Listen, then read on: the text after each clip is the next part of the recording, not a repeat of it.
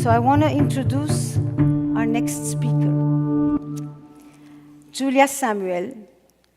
Her talk is entitled Eros and Thanatos, Love, Grief, and the Forces That Shape Us. We met at a conference that I did with Alain de Botton about 8-9 years back in London, and it was instant.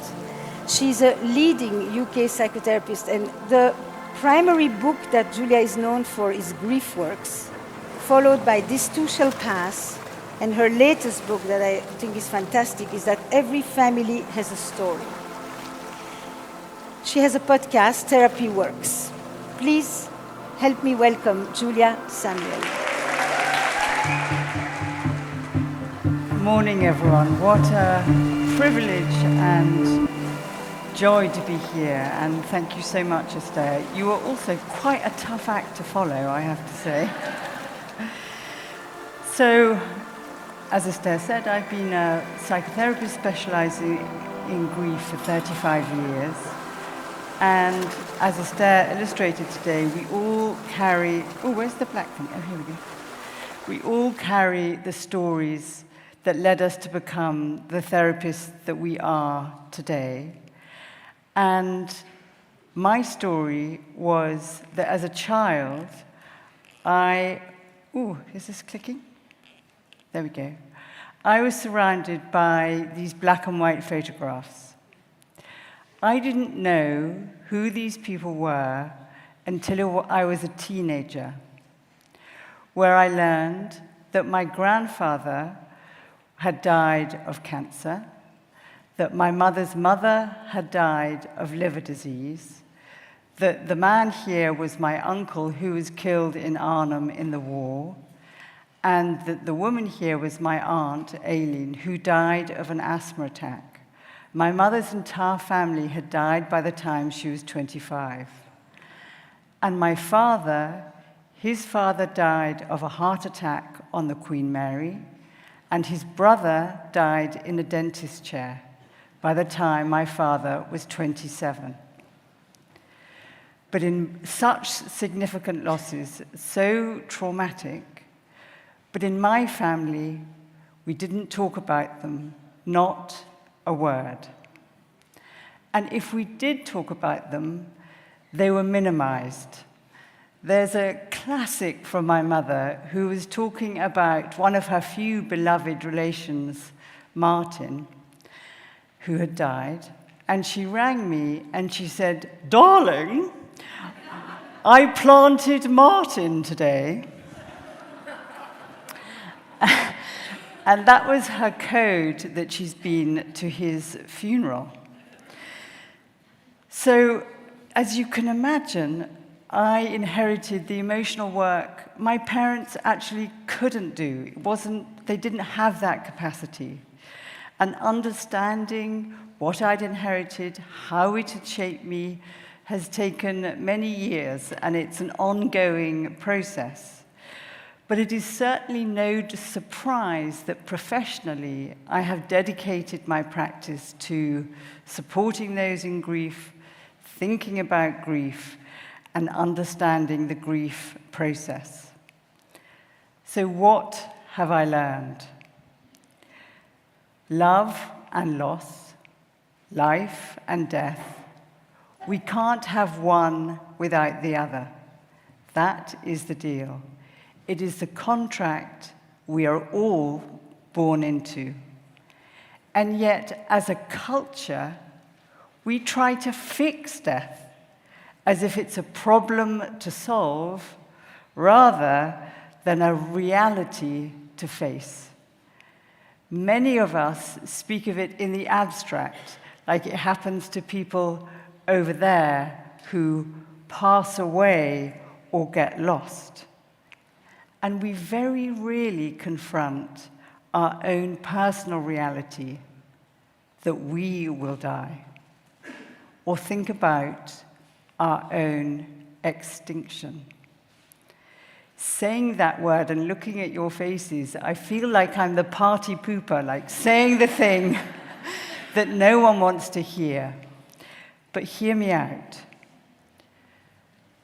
We tend to think that grief begins with death.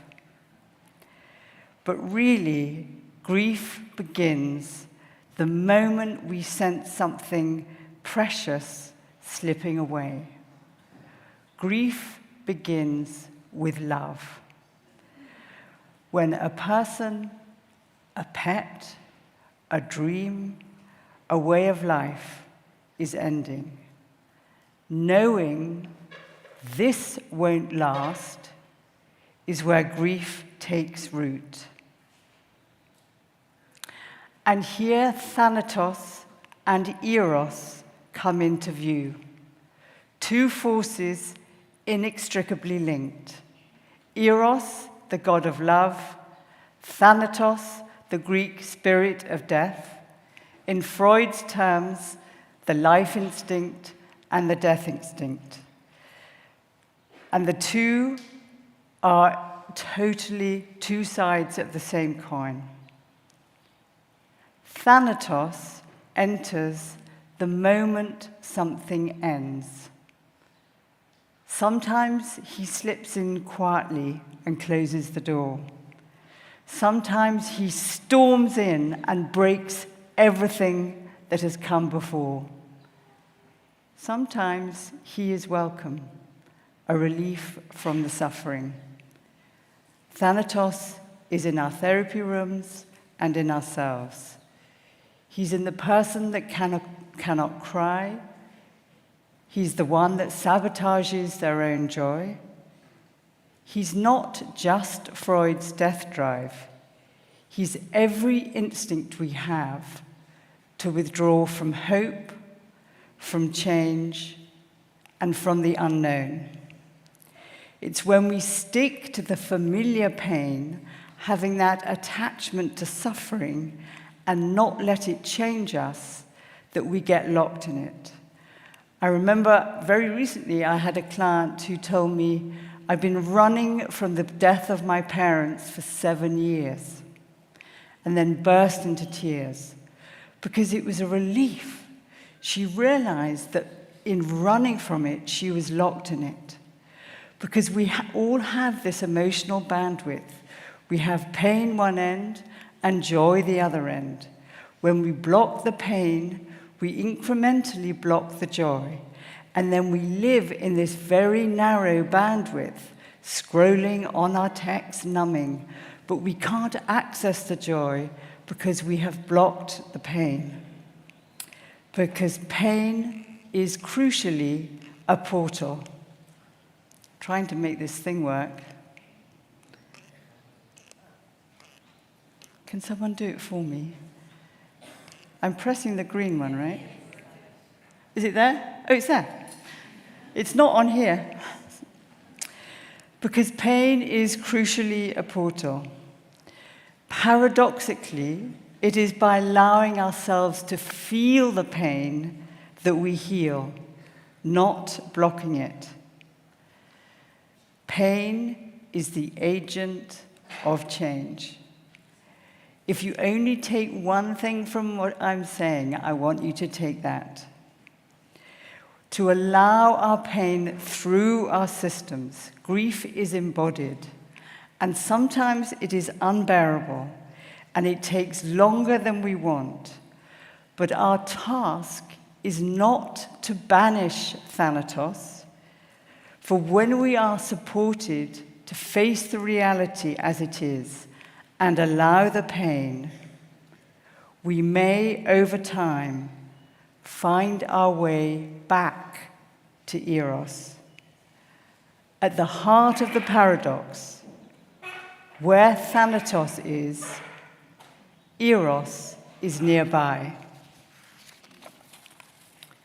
Eros, as Esther talked about so powerfully, the force of life, desire, connection, and becoming. For when the pain releases, we may find instinctively ourselves asking, what is to be born? When we release the pain, we can dare to invite ourselves to find new ways to love, to connect, to build, and to imagine. Eros connects us to the parts that say, I want to live, I want to matter, I want to love. Thanatos and Eros work together in partnership, not in opposition. And of course, as we've said so much yesterday and today, we cannot do this alone. When something or someone significant dies, it is only through the love of others that we are able to survive. So now turning to you, to ourselves, as individuals and therapists, in the broader context that we've been talking about, can you think for just a moment, what are the losses that you have been experiencing? Just give yourselves a few moments to jot them down, think about them.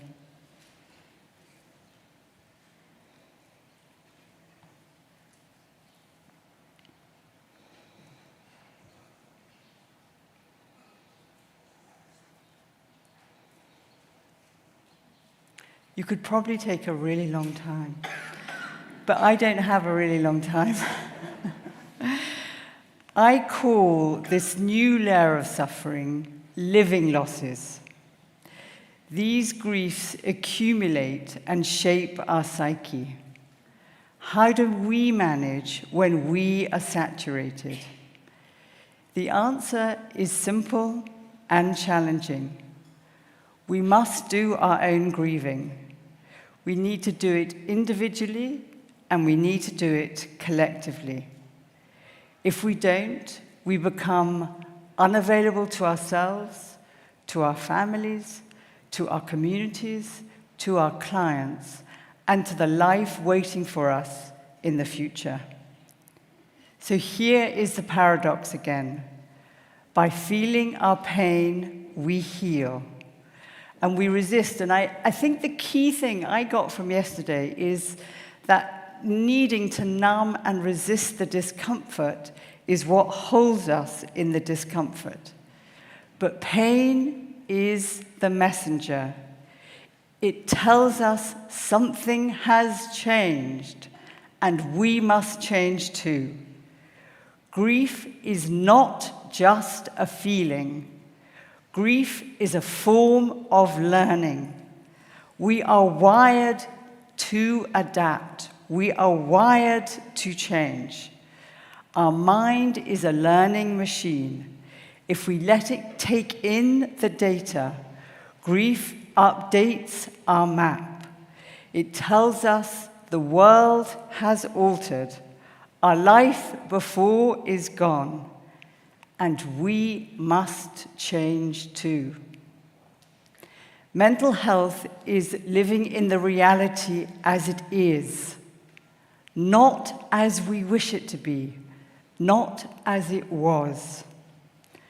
Over time, the avoidance we do to not feel the pain does us harm individually, it does it harm to our families, transgenerationally, and I think really globally and collectively. So how do we grieve? A side note, as Jack knows, trauma is not naturally adaptive, so that needs to be addressed before the grieving process. So how do we grieve? The model that I find most helpful is the dual process. It's from Strawberry and Shute, and what that talks about is it's the movement between loss orientation that you can think of as Thanatos and restoration orientation that you can think of as Eros, and then we oscillate between the two and allow the two. Over time, we incrementally adjust.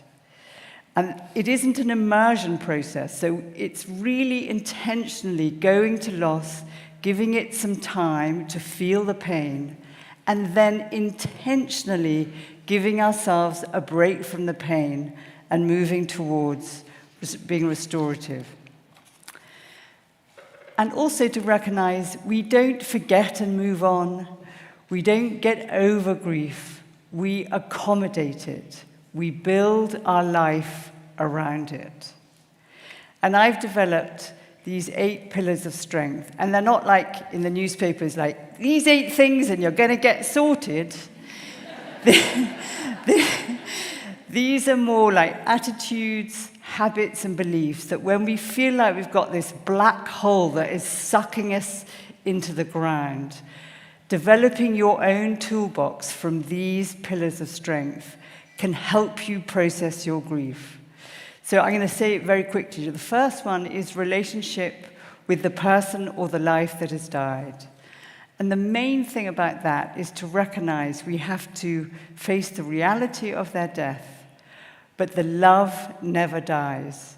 That the continuing love through bonds to that connection, through memory, stays with us and influences us as we move forward with our life. And our relationship with ourselves. People who grieve, I think, have what I call a shitty committee. You have this horrible, critical voice that says to you, you're not doing it right, get over it, don't make a fuss, or hates everybody and then are a bad person, the version of yourself you don't want to be. So being kind to yourself in that Christine Neff term of being self-compassionate is absolutely key. And time warps when we're grieving. We have a longing for the past and a fear of the future. I think the Greek term of kairos time, felt time, rather than chronological time, so kairos time is what feels right, is the clock we need to be following. And as we've talked about a lot, the mind-body connection and emotional regulation, I put them together. We are bodies, beings, and whatever we put into our system affects our system. So what we watch, who we see, whether we move, what we eat, what we drink, all of that will affect our system. And I want you to choose things that soothe you, engage you, help you, not things that agitate you and distress you. But also within that, remember the embodiment. We are wired to move. When we move our body, we move our mind. When we flex our body, we flex our mind. Structure helps, not like a police state, but having a plan, putting time in for loss orientation, for restoration orientation, and having limits. That we have a good no is vital. I say to everybody, what is your yes worth if you never say no? And finally, the thing that I think is really helpful is Gendlin's felt sense. We find too many words. The felt sense gets us into the wisdom of our bodies that can speak for us. So my final thought is, if we stay with this work, we grow. Not despite the loss, but because of it. The very thing we feared would destroy us is the very thing that heals us. It is a catalyst for gratitude